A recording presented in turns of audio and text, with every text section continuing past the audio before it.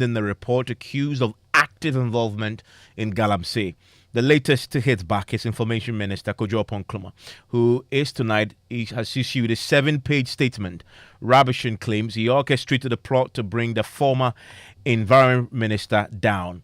We have details of that shortly, but since the explosive report was leaked, many of the people named in there have gone public. Today, we heard from the president's own cousin, Gabi Asaroche-Darko, accused in that report of being a key figure promoting illegal mining and defending a company found to be destroying the environment. According to Gabi, he only called the renowned medical doctor to seek information on his client, a company that had the permits to mine in the country. Listen to him. Very unprofessional to drop a name on a matter that was purely about a lawyer asking questions about his client. My lawyer comes to me and says that his client, with all these permits and licenses, goes on site with equipment to do prospecting, and the soldiers have come to seize the equipment. Now, what do you do as a lawyer? So I call the minister for clarification. I have a client who has all the documents or permits and licenses required to do prospecting. Everything. And he goes on site, and then soldiers come to basically stop, not just stop them from working, but seize all the equipment. So I asked the minister, but they have permits, so what really, I want to understand the issue. And then the minister fires back and says, they are not prospecting, they are mining. Are you challenging the permit as fake? I said, no, but it should not have been issued. I said, yeah, but that's a different matter. But I just want to understand really what the issues are. Is it that, so essentially he gave me his side of the story, which is that he believes that what they were doing was mining, not prospecting, even though they had just gone on site. And that was the conversation that we had. And that is Gabi Asaroche-Darko there. We also heard from the former Member of Parliament for Manso Nkwanta. He is a former NPP Member of Parliament, Professor Joseph Albert Kwam, known popularly as Professor Kwam. And he was named in this report as the individual who doubled as a member of the Minerals Commission Board, who acquired concessions using that office as a cover and then ostensibly sold these concessions on to private individuals. One concession, for example, was sold at 200,000 cedis, the allegation goes. Well, he's been speaking to us exclusively as well and has categorically denied that he participated in what he's alleged to have done. My brother, how can this be possible? He claimed that I have acquired 12 dozens. 12 dozen mean 12. 12 life-skill concessions in my district. How possible? I do not even have a single concession. I don't even have a concession in my name. My brother, if he claims that I have dozens of concessions, that means 12, 24, 144. He must come out with a document that bears my name, a concession document that bears my name. Why is it going this way? Do you have any concessions at all that you have sold on to others? I don't have one. I don't. You can go to the Minerals Commission to check. You're a media general, right? You can just do your own investigation for Minerals Commission. Do you have to find out if indeed I have a concession? Do you have any proxy owning a concession on your behalf? No, I don't.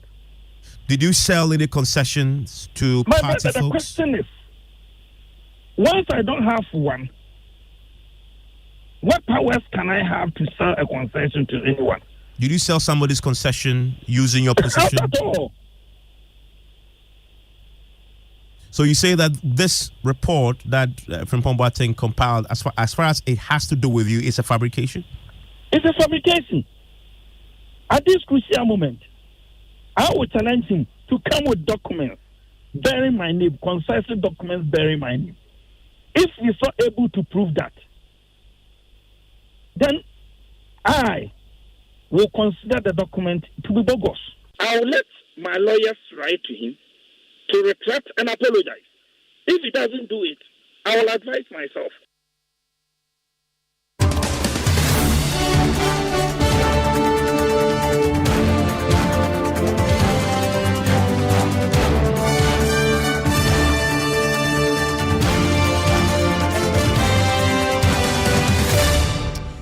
Well, today we're also hearing from Information Minister Kojo Oppong Nkrumah, and my colleague Kojo Brace joins me in the studio. Kojo, if you look at Professor Frimpong Boateng's report, that explosive report to the president, which has generated all this controversy on page 24, he has a whole, not even a paragraph, a whole chapter on Kojo Oppong Nkrumah, and this, he says, borders on an allegation that he's making against Kojo Oppong Nkrumah that he had assembled NDC and MPP affiliated journalists in a hotel in Dodowa to discuss, and this is quote, so this is exactly his accusation, to discuss a strategy to bring me, Kwabena Frimpong Boateng, down, and that whilst they were in this meeting to plot against him, another journalist had called, and this is, I find this interesting, this journalist didn't call him, but the journalist called a friend of his, who was also a journalist,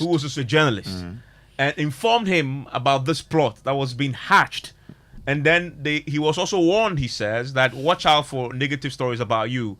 Did he find these negative stories subsequently? Well, he says he did. Now, on Monday, 10th February 2020, the Informer newspaper, according to him, whose editor was also at the meeting, had the banner headline on its front page as produced below. Now, we'll get to it, but he says, as if it was not enough, on Thursday, 13 February 2020, at the 71st Cabinet meeting, Mr. Oppong Nkrumah, in his regular report to Cabinet, talked about news that was trending in the week. The first thing he mentioned was Frimpong Boateng and 500 missing excavators. But let me get to the papers. I mean, the story that he was talking about. The Informer, as he alluded to, or he referenced, said, had the banner headline, Stolen Excavators Brohaha.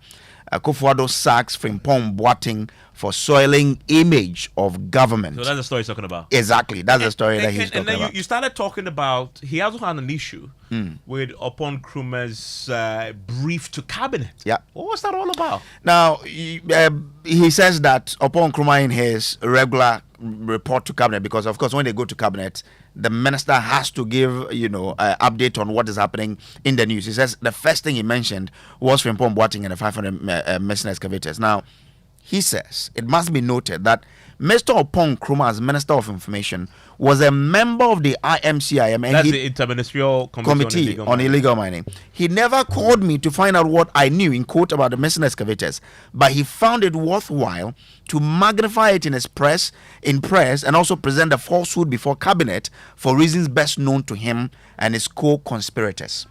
Now he continues to say and I find what he says next, okay, very interesting. He then goes to suggest that Kojo Oppong Nkrumah has presidential ambitions. Yes. and that because he has presidential ambition, they should pursue that ambition. It says, quote, pursue it on merit and not attempt to destroy a hard-working patriot whose only ambition is to work to achieve a Ghana beyond aid. He says. So now let's go to what Kojo Oppong Nkrumah says about this. Okay. He's issued a long statement, a 7-page statement on this, and he goes pretty hard at it. Let's start with, first of all, this report that we're now referring to was written in 2021. Okay, but it just came to like this being leaked. Kojo says he doesn't want to respond. He ordinarily wouldn't. But why is he doing it now? Now, he says that he is doing it now because if he doesn't do it, people may consider that to be the truism, and that's why he's responding now. He then, catalogs what Professor Frimpong Boateng wrote about him, something which is what we talked about. Exactly. Now, now he goes on to say that if you look at what Professor Frimpong Boateng wants to write, and I quote, I must state at the onset that in the face of one, questions about how he handled the fight against illegal mining, and two, calls to substantiate his claims that Jubilee House officials are involved in Galamsey operations. These allegations against my person do not answer the questions being asked of him. At the best, they are red herrings aimed at drawing my name in the mud. Now, to his allegations against me, I hereby respond as the Dodo one, for example, exactly. that meeting. So was there a plot that Kojo Nkrumah was hatching to bring him down? What is Kojo Nkrumah's own version of he it? says that on February 9, 2020, quote him, and quote, I was invited to Dodo as guest of honor to a Prink Park, that's a private newspaper publishers association of Ghana, event jointly organized by the Bank of Ghana on financial reporting. This event was not a secret. It was widely promoted on social media and on his own personal handle. So when he went there as a special guest of honor. And this was an open thing. He says the event had nothing to do with the fight against Galamsey, not even remotely. So nothing of that was discussed there. And then he goes on to say that he was received by the organizer protocol officers, and then he was taken there. Now, neither did the anti-Galamsey fight nor Professor Frimpong Boateng were matters for consideration at this BOJ and Prempah event. How the former minister morphs this event into a secret strategy conclave with his downfall as the objective is completely beyond my imagination. The participant from the Bank of Ghana and Prink Park will be shocked and saddened to read this claim of such an otherwise highly held man. Then he goes ahead to bring a Facebook post that he made on February 9, 2020, which is, of course, and it had a group picture. Yes, with the edit, exactly, and the purpose of that particular and meeting. And the point he makes with this is this wasn't done in secret. This is a very open event. I was invited. I went. And we actually took a picture. But then he also goes ahead to deal with, Professor Frimpong Boateng suggests in the allegations he made against Kojo Nkrumah that this 500 meter excavators thing and the cabinet briefing, and that he had an agenda against him. Kojo Nkrumah traces Professor Frimpong Boateng's woes to reports that he had filed. In fact, he says here that Frimpong Boateng, it was Frimpong Boateng himself who wrote to the police. So remember that. First asking the police to investigate these missing 500 excavators, and this was in January 2020. And then subsequently, he didn't just file a report; he gave media interviews on this. And one of them I remember very, very clearly. It was after the president had delivered a State of the Nation address, and he gave an interview, I believe, to us, in which he had said, because the questions were asked of him. I mean, you were in charge of the thing where the excavators, and then he gave assurances that the excavators will be found, will be recovered. Kojo Nkrumah's point is that it is these interviews that got the media to focus on it, to be asking, and then that, of course, triggered the stories, the front page stories, and a lot of that was negative stories, and that he had nothing to do with him with that, and that he was sort of the master of his own problems, if so to speak. Exactly. Now, he goes on to say that, for the record, these are the matters that occasioned, like you stated. Further, it was Professor Frimpong Boateng himself who was later to be seen in a video making comment about the anti-Galamsey fight and the release of excavators. Kojo Nkrumah was not responsible for his initial police report, his subsequent interviews, or any of the claims he made. To be clear, if it was Professor Frimpong Boateng's own report, interviews, and videos that generated the media headlines. Now, he says, what would I, a much younger man, seek to gain from bringing down a person as well respected as Professor Boateng? I had no interest in his profession, his politics, or his portfolios. I have absolutely nothing to gain from sullying his reputation.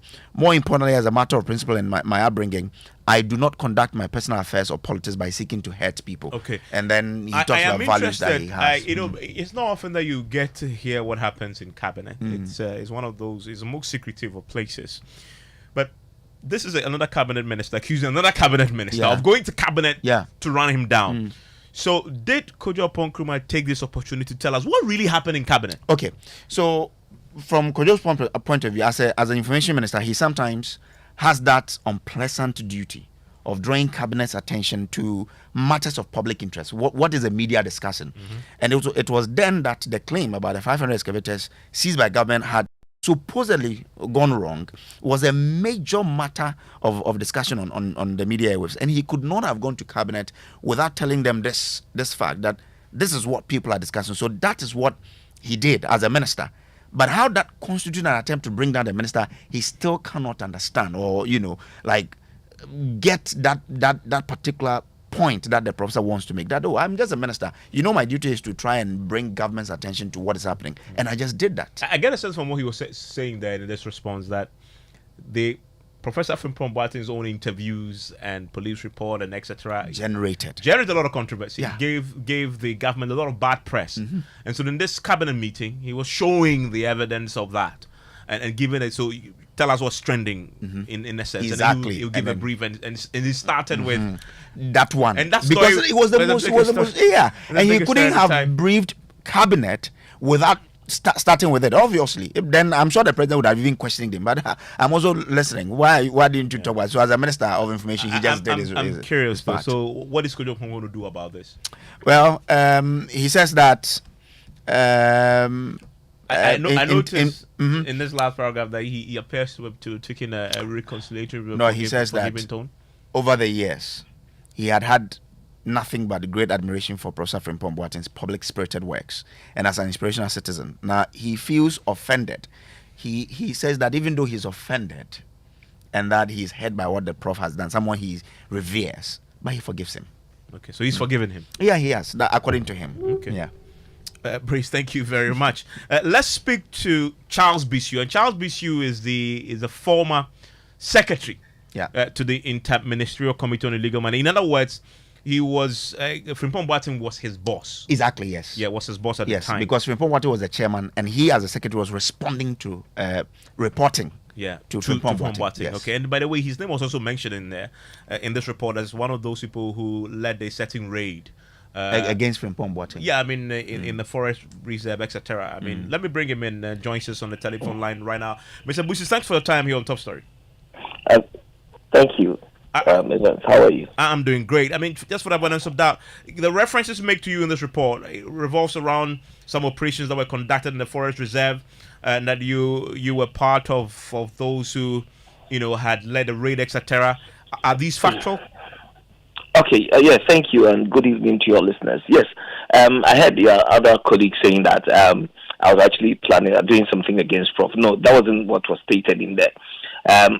My job as the secretary to the committee met and we came together. A decision was made that CNG Alaska, Heritage Imperial, their documentation wasn't. They were doing the wrong thing. Basically, they had an exploration license, but they were doing actual mining. And so I had to lead a team there to ensure that they stopped mining, where we seized the excavators and all that. I think that happened in December, and then following that, I sent about 30, with the permission or the directive of the committee, we sent about 30 journalists to most of our forest reserves to actually capture with drones and all that, so that they can show to the Ghanaian populace as to how our forest reserves were devastated. And then also, we're supposed to come out with a documentary.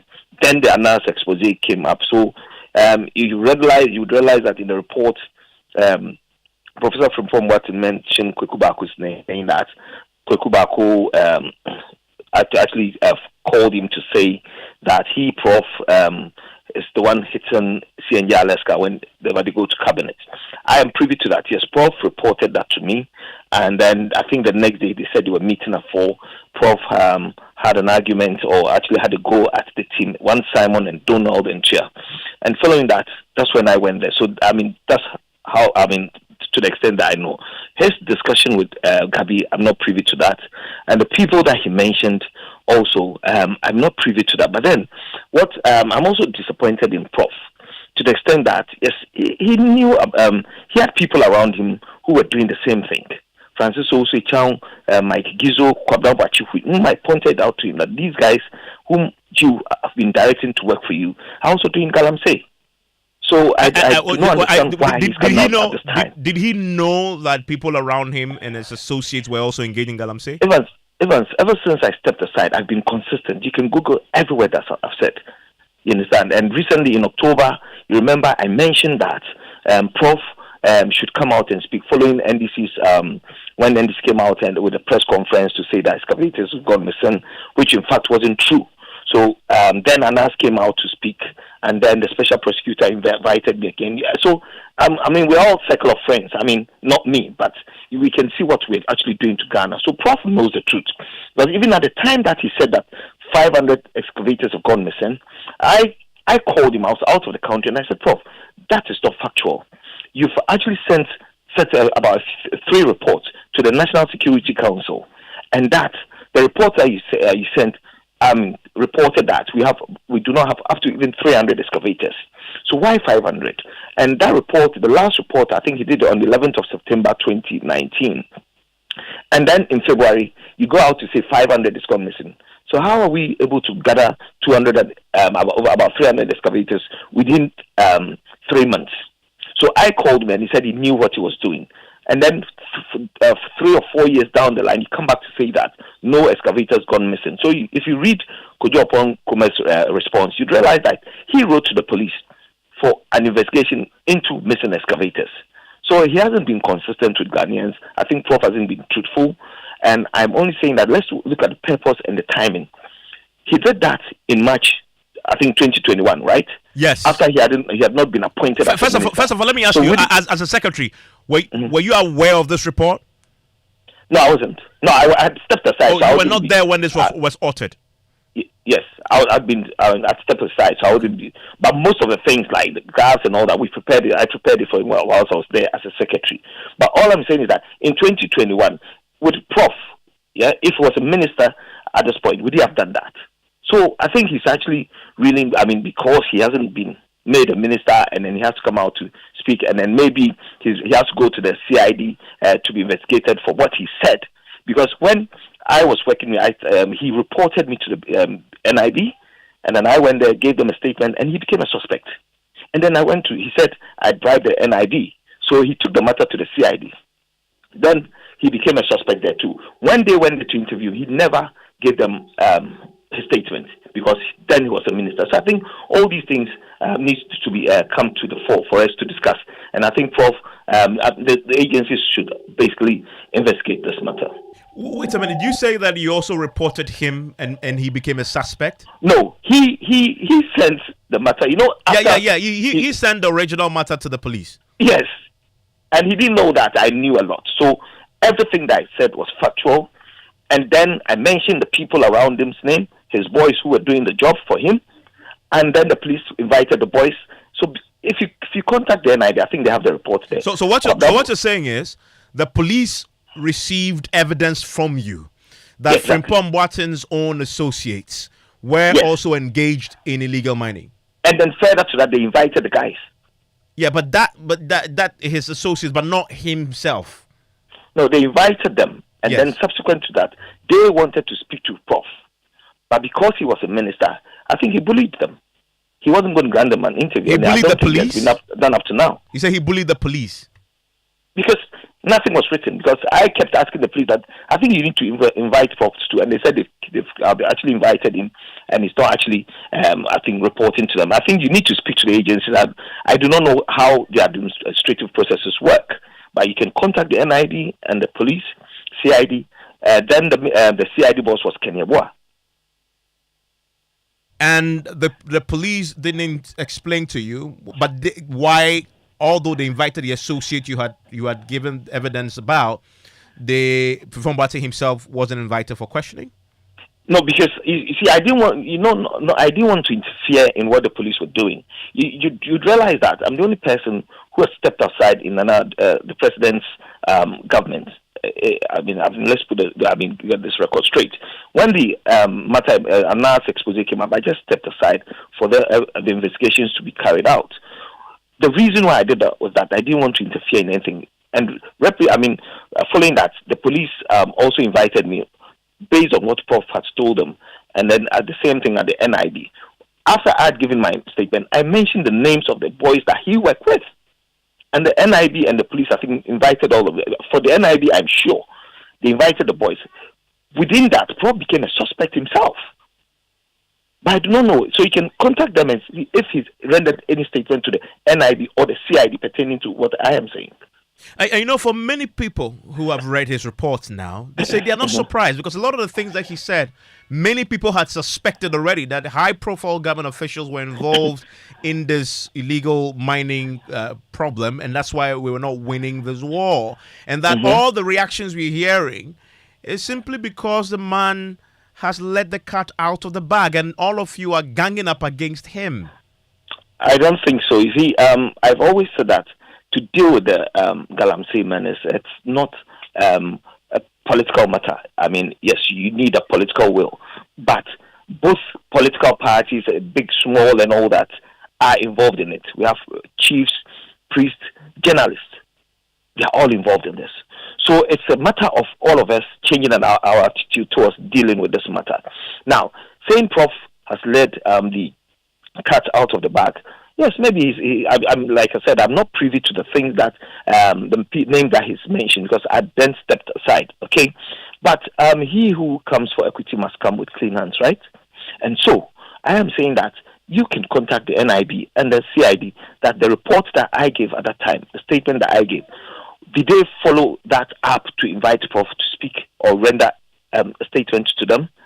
And at that time, because he was a minister, and then this is very important to all of us here in Ghana, that at the time that he was a minister, why did he, and for me, I see negligence in this because when he was the minister, he never went to the president to report these matters, okay? Then after he had left, then he writes a report. No, but to be fair to him, he also attaches a request, and that he wrote this pursuant to a request that he had received from the chief of staff. So this wasn't his initiative. Okay, so but I'm saying that he was given a mandate, the position as the chairman of the committee, right? Yes. And so during that time, all these things were happening at the time that he was the chairman. Okay, so case by case, was he dealing with the president to report these case by case? That yes, I have Lord Comey doing Galamsey, I have Kojo Mpom Kuma. Were they dealt with? Why was he?